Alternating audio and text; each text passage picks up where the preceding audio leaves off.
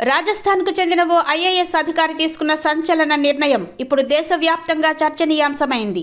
పరిపాలనలో రాజకీయ ఒత్తిళ్లకు లొంగకుండా నిరుపేదల సంక్షేమమే పరమావధిగా పనిచేస్తున్న రాజ్సమండ్ జిల్లా కలెక్టర్ అరుణ్ కుమార్ హసిజా తన జిల్లాలోని పేదలందరికీ ప్రభుత్వ పథకాలు అందే వరకు తాను జీతం తీసుకోనని ప్రకటించారు.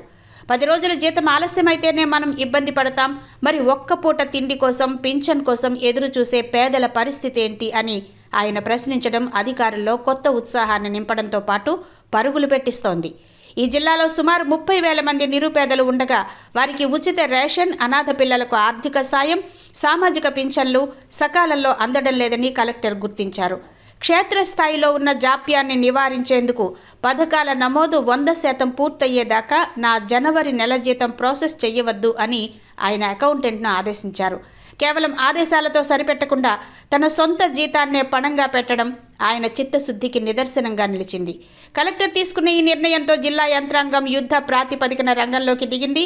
ఫలితంగా కేవలం కొద్ది రోజుల్లోనే 190,440 మందికి పైగా లబ్ధిదారుల పేర్లను పింఛన్ల పథకం కింద నమోదు చేశారు. పెండింగ్లో ఉన్న దరఖాస్తులను ఈ నెలాఖరులాగా పూర్తి చేసేందుకు అధికారులు పగలు రేయి శ్రమిస్తున్నారు.